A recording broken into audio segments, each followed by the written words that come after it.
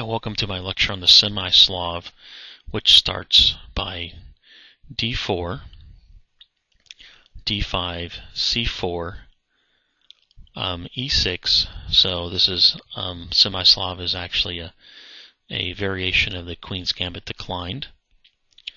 Knight c3, knight f6, sort of the normal moves. Looks like a normal Queen's Gambit declined, but now white plays knight f3 instead of the typical bishop to g5, and then black will play c6. And this is the Semi-Slav is sort of a hybrid between a Queen's Gambit decline and the Slav defense. And from this position, this is the position. You can reach this position by transposition of moves, meaning you can reach this same position by a different move order. But if you've reached this position, you're technically right now in a Semi-Slav, even though it may go back to a Queen's Gambit declined or even a Slav.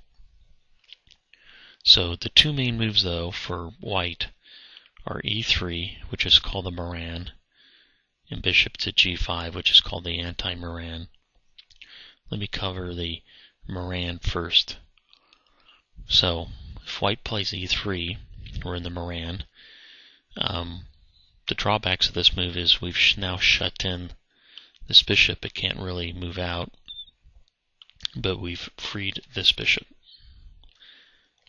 And the idea with the Moran is that white is going to get more central control, but black is going to make white waste some time recapturing this pawn, meaning black's going to capture, which will force white to recapture with the bishop. So here's a normal continuation. A knight on b to d7. So black develops the knight here with the idea of supporting a pawn advance to e5 or c5. White will play bishop to d3.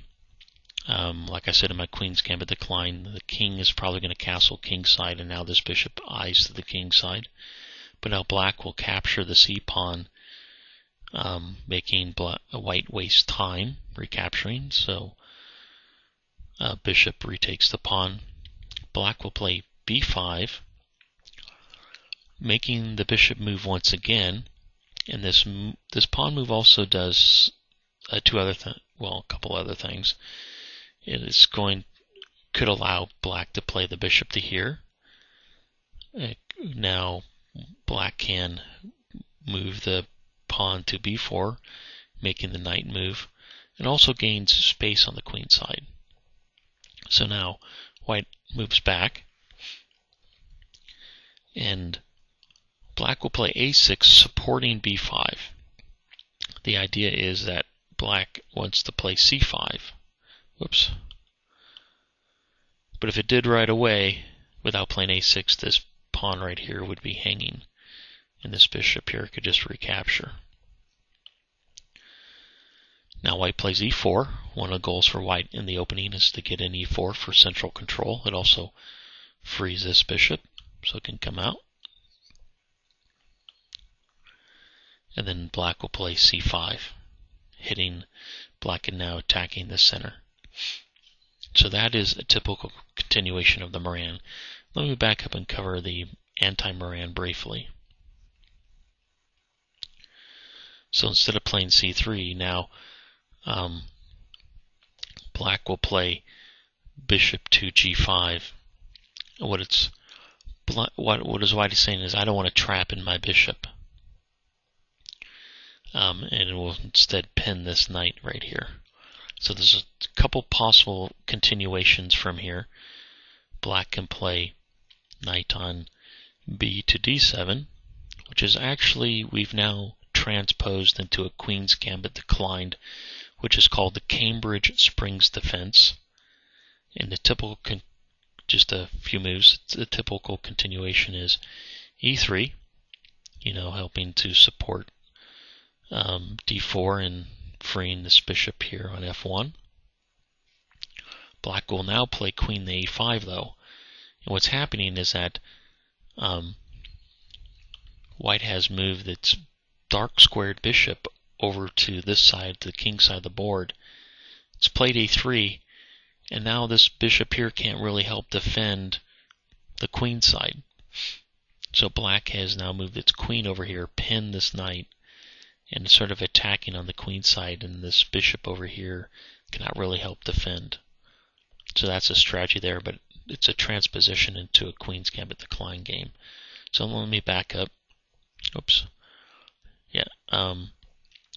Another common move is h6, which is actually called the Moscow variation. Here, black is going to force the exchange of this bishop for this knight. So what will happen is that black will get the bishop pair, but white's going to get a lead in development. And here are just some typical continuation moves. So black will take the knight, queen retakes, e3 to support d4 and to free the bishop on f1. Knight on b to d7 for the same reasons I've mentioned before. White will play bishop to d3 for the same reasons I mentioned before. Now black will engage in the typical time-wasting maneuver. If pawn takes d4, now white has to play bishop takes c4. If I said d4 before, I meant black plays d takes c4, bishop takes c4, and I'll end the variation there. So let's back up to the last variation of the anti-Moran.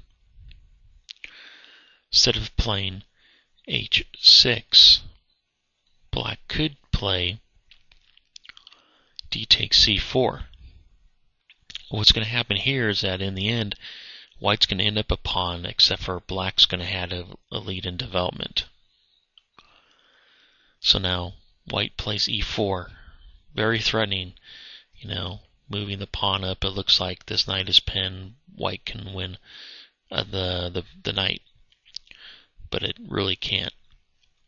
Black will play b5. Now black has sort of really won a pawn over here. White plays e5. Looks like the knight's a goner, but black will play h6, saying, well, if you take my knight, I'm going to take your bishop. White just backs up. Now black plays g5. So it looks like, the bishop has to move, and then the knight can just move. But now white's going to do some tactical stuff. Takes. Black recaptures. The bishop takes. So technically, whoops. White has given the knight up for 2 pawns, but this knight here is still pinned, so white's going to win it. So knight on b to d7, and he takes f6. So basically we've had knight exchanged off. Black won a pawn over here, but white won 2 pawns over here, so white is up actually a pawn. So knight on b to d7.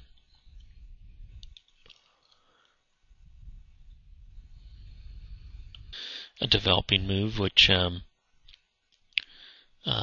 sort of threatens to win this pawn here, but not really. Oh, whoops. I must have missed. Oh, we took. I'm sorry. We got the move order a little wrong. He takes f6. Bishop to g7.